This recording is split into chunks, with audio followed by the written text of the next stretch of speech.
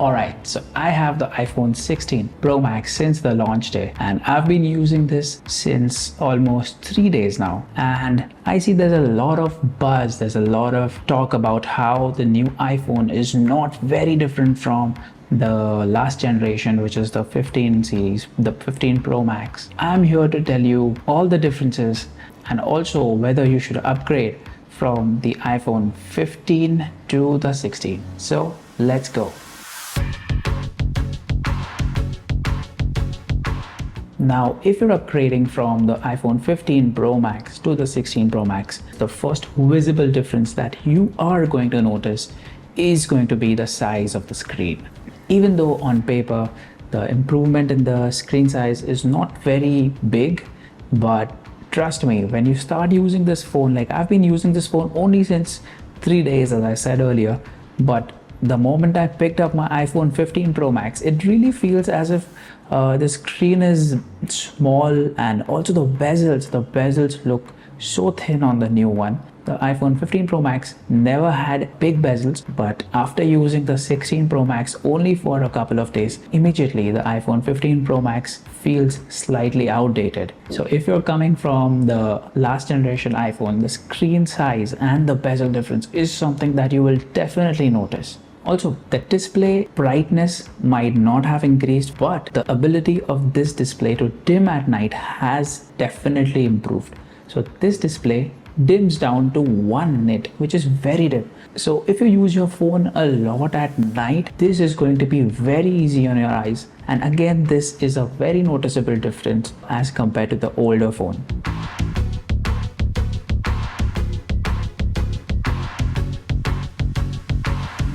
Being a bigger display, I don't feel the weight has gone up noticeably, at least on the 16 Pro Max. So the weight of both the devices feel exactly the same. That is again a big plus. Also, the in-hand feel of this device is slightly better than iPhone 15 Pro Max because the bezels, they have this glossy texture as against this matte texture. Also, the desert titanium color, man, this looks so good. I mean, if I compare it with my natural titanium iPhone 15 Pro Max, which I used to love, now if I look at the natural titanium color, I think it kind of feels incomplete, and this feels like a finished product, feels like a piece of jewelry to me. I would pick this color over natural titanium at any given day. One more area where the 16 Pro Max really shines is the performance.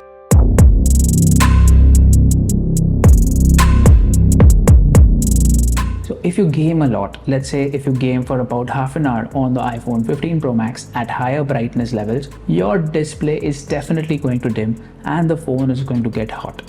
But on the 16 Pro Max, they have this active cooling which really helps with the thermal performance. So if you game a lot or if you do a lot of video editing, your phone is not going to dim so fast, and also it's not going to heat up very often. So which is always a good thing in terms of battery health and also performance. I personally really feel that Apple undersold the performance on this device. The A18 Pro chip is so good and it's so fast. I tried exporting a 4K clip on both the device, on the 15 Pro Max and on the 16 Pro Max at the same time, and the difference was huge. I mean, the 16 Pro Max exported it at half the time than that of the iPhone 15 Pro Max. I don't think the difference between the iPhone 14 Pro Max and the 15 Pro Max was this huge. I think the difference in both the chipsets is good enough, and Apple really undersold the A18 Pro chip. Even the benchmarks are good, the GPU performance is good, and actual real life performance is way too good. So if you're coming from the iPhone 15 Pro Max, everything is going to feel snappy, quick and responsive. And it's always good to have that headroom, you know. If you're keeping this phone for another like 3 years, 4 years or even 5 years, you can be rest assured that this device is capable enough to handle everything that you're going to throw at it, even in the future. One more department that received a huge overhaul on the iPhone 16 Pro Max is the battery life. I know it's too early to comment on the battery life right now since it's just been about a couple of days since I've bought it, but I can already see that the battery has received noticeable gains while using this device. I have capped my battery charging to 85% and still I genuinely don't need to top up the phone. Even after a full day's use, the battery hardly dips to around 35 to 40% after charging it at 85 in the morning. That in itself makes this the best battery iPhone ever. I think it dethrones the iPhone 13 Pro Max as well. So if you're coming from an iPhone 15 Pro Max, you are definitely going to experience a better battery life on this device. Display, weight, look and feel, performance, thermal performance, battery life. If these changes weren't enough, this one change is definitely going to be very noticeable if you're coming from the iPhone 15 Pro Max or any other iPhone, and it is the camera control button. Yes, it's a button.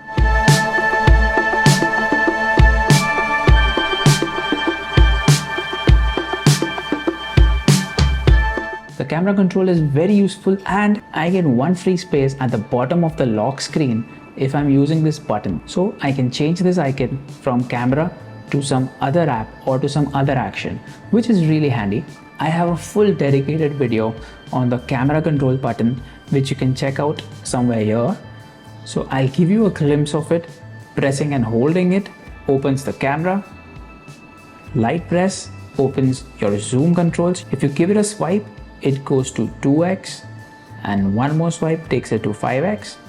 A swipe to the bottom again takes it to 2x, then 1x, and then 0.5x. So these are your zoom controls.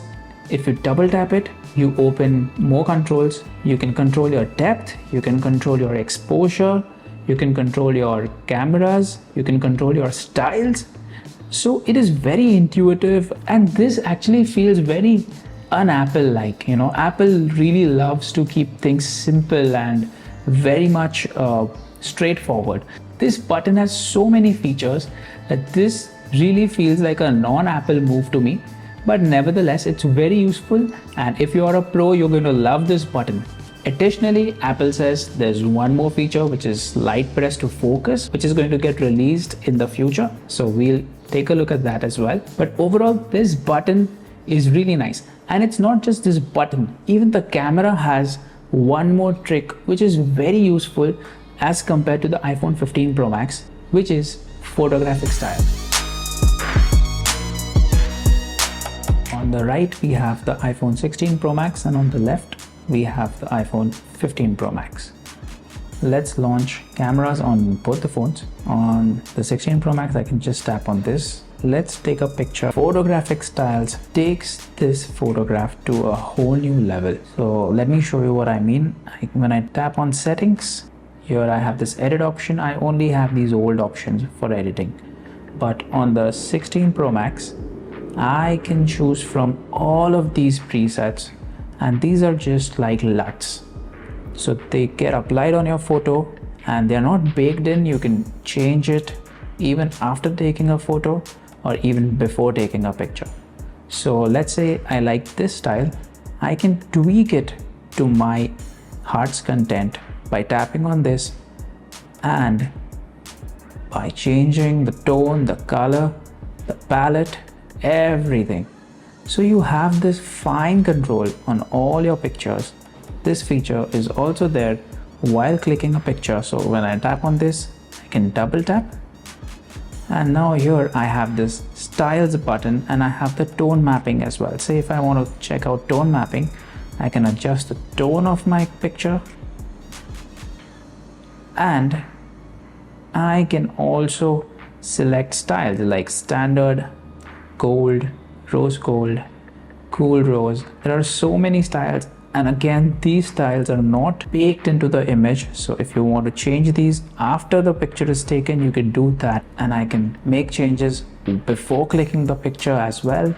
So this is super handy, and this really gives your picture your custom style. There is one more big improvement in the video section as well. On the iPhone 15 Pro Max, while taking a video, there is an option for 4K at 25 frames. I can change it to 30, I can change it to 60, I can change it to 24. Whereas on the 16 Pro Max, I can change the frame rate to 25, 30, 60, then there is 100 and also 4K at 120. Basically what this does is it gives your videos a super slow-mo look, which really looks very pleasing.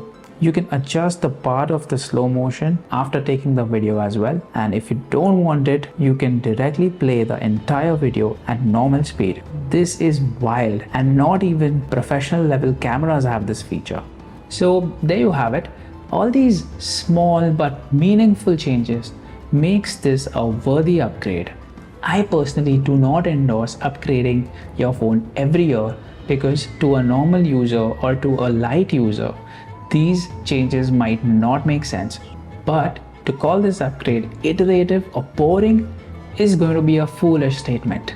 For me, Apple got me at good battery life and the A18 Pro chip. The performance is genuinely stellar on this one. So these were all the changes that the 16 Pro Max offers over the 15 Pro Max. If you like this video, do hit the subscribe button, share this video with your friends and family, and if you have any video suggestions, you can drop your comments. I have many more videos lined up, so hit the notification bell and I'll see you in the next one.